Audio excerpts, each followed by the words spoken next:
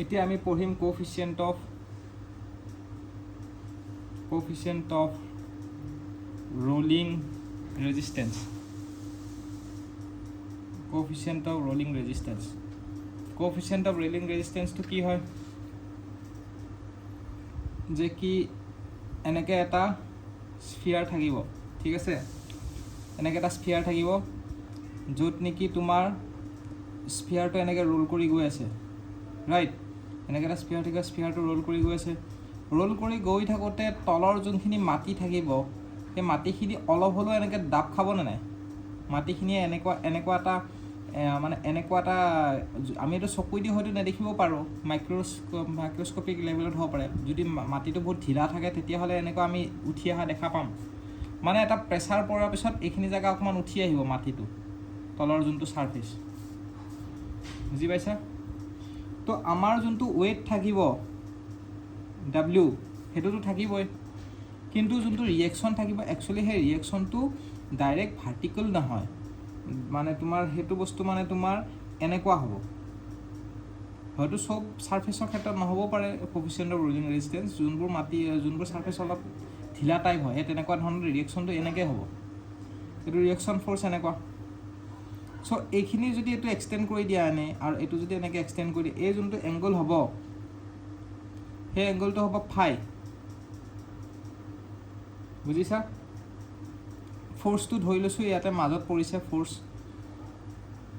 হ'ব। তো এইটো হৈ গ'ল আমাৰ ডায়েগ্ৰাম। আৰু এই ডিষ্টেঞ্চটো যোনটো হ'ব, এই ৰিয়েকশ্যন আৰু চেণ্টাৰ অফ গ্ৰেভিটিৰ মাজৰ যোনটো ডিষ্টেঞ্চ, যোনটো ৰিয়েকশ্যন ফ'ৰ্চ আৰু চেণ্টাৰ অফ গ্ৰেভিটিৰ মাজৰ যোনটো ডিষ্টেঞ্চ হ'ব সেইটো আমি ধৰি লৈছোঁ এ, হ'ব। আৰু এইটোৱে কি হয়, এইটোৱে হ'ব কোএফিচিয়েন্ট অফ ৰোলিং ৰেজিষ্টেন্স। এইটোৱে হ'ব আমাৰ কোএফিচিয়েন্ট অফ ৰোলিং ৰেজিষ্টেন্স। আৰু এইটো আমাৰ এমএমত থাকে, কিহত থাকিব? এইটো এমএমত থাকিব, বুজি পাইছা? এইটোৱে হ'ব আমাৰ কোএফিচিয়েন্ট অফ ৰোলিং ৰেজিষ্টেন্স। এতিয়া এফ ইজ ইকুৱেল টু, মনত ৰাখিবা, মিউ ডাব্লিউ হ'ব। F is equal to mu W, আৰু মিউ মানে তোমাৰ কোএফিচিয়েন্ট অফ ৰোলিং ৰেজিষ্টেন্স নহয়, coefficient of friction mu. F is equal to mu W হ'ব। এইটোৰ ক্ষেত্ৰত এফ ইজ ইকুৱেল টু, এইটো মানে এফটো এইটো এপ্লাইড ফ'ৰ্চ দেই, কেপিটেল এফটো ফ্ৰিকশ্যন ফ'ৰ্চ নহয়, এইটো applied force is equal to mu W, আৰু মিউ ইজ ইকুৱেল টু, মিউৰ ভেলুটো কি হ'ব? এ বাই আৰ হৈ যাব, এ বাই আৰ হ'ব। আৰু এইটোৱে ইয়াৰ পৰা এ যোনটো হয় সেইটোৱে হয় তোমাৰ কোএফিচিয়েন্ট অফ ৰোলিং ৰেজিষ্টেন্স। আৰু ৰোলিং ৰেজিষ্টেন্সটো যদি ওলাব লাগে তেতিয়া হ'ব এ ইনটু ডাব্লিউ।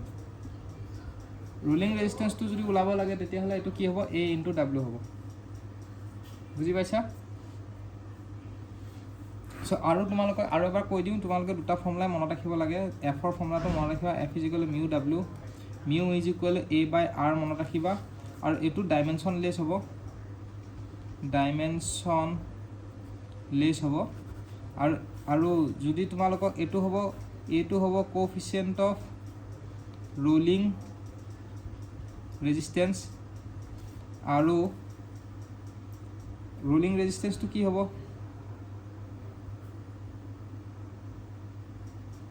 ৰোলিং ৰেজিষ্টেন্সটো হ'ব এ ইনটু ডাব্লিউ, হ'ব। ৰোলিং ৰেজিষ্টেন্সটো হ'ব এ ইনটু ডাব্লিউ।